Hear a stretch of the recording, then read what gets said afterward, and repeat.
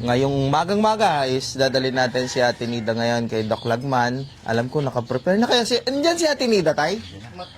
Ayun, naka-ready na. Andyan na, oh. Good morning, Nida. Morning. Maaga nagising. Ayun, maaga nagising. Anong oras ka nagising, Ate Nida? Alas 5. Alam na alam mo na may check-up na yun. Sinabi ni Daddy Frankie na maaga daw eh. Yun. Anong maganda kay Ate Nida? Ano oras ka nagising? Alas 5. Alas 5. Meng ka na. Kumain na ako. Kumain na siya. Okay. Ready ka na? Oo, ready na.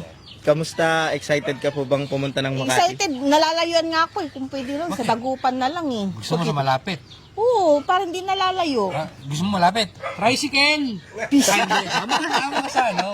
Doon ka dapat kay Doc Lagman. Kasi yung parang private doctor na. Tsaka doon siya umokay talaga. So yun mga kababayan, private doctor po ha, yung Sa Sawalad Arawi, kahit sabihin mo, ano yung bihir, minsan lang sa isang buwan ata eh. 3 buwan po. Ay, 3 months, 3 months. O, 3 months pala, no? Nakakaano, dapat sa malapit na lang eh, no? Oo. Malayo naman yung 3 months. Oo. Mahaba naman eh. Isang beses lang naman tayo pumunta doon sa ano. Sige, So okay ka na? okay na. Nadala mo na yung mga dapat mong dalhin. Nadala Bakit ko. parang ang laki Yung ng gamot. bag mo? Yung gamot pa daw.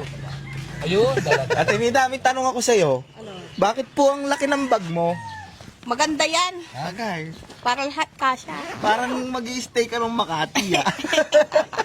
Hindi. Ay, di ba? Pamalit. Sige. Pamalit lang. Okay, tayo. Dito muna kami tayo, ha? Tayo, bye po. Alam na kayo kasi parang di pa naligo si tatay, eh. Ay, baka kumising. Pero kung sinabi nyo, balikan tayo, ilan lang dadalhin ko. Balikan lang naman yan. Malalaman Balikan natin yan. naman. Pero malalaman natin mamaya. Ha? Kamila tayo ka. Okay. Babay tanggol. Sama ka. Huwag mo isumamaya, sumakay ng van yan. Yun, Tinita, musta? Ayos lang naman. Kailan yung last yung kita ni Lods? Martes. Noong Martes. Kamusta? Nagpumayat ba siya o ano? Nabawasan lang siguro ng 10 pounds. Oh my God. Nakita mo yung driver natin? Ang piloto natin ngayon? Oh, Sino? si Kuya Rizky. Ang mahiwagang... Kalbo.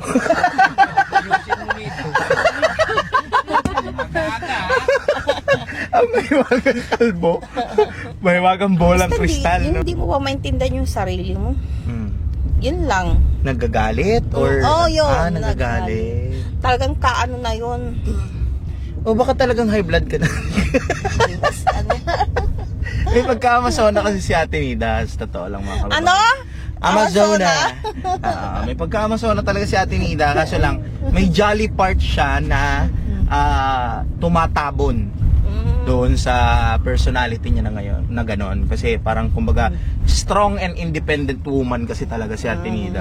Since then, di ba, nung ibang bansa ka, ano yun, lakas loob lang talaga.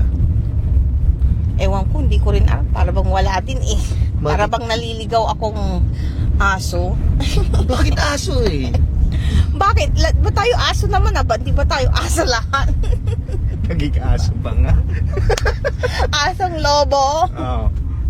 Pero may iba ako, nagiinom pa si tatay.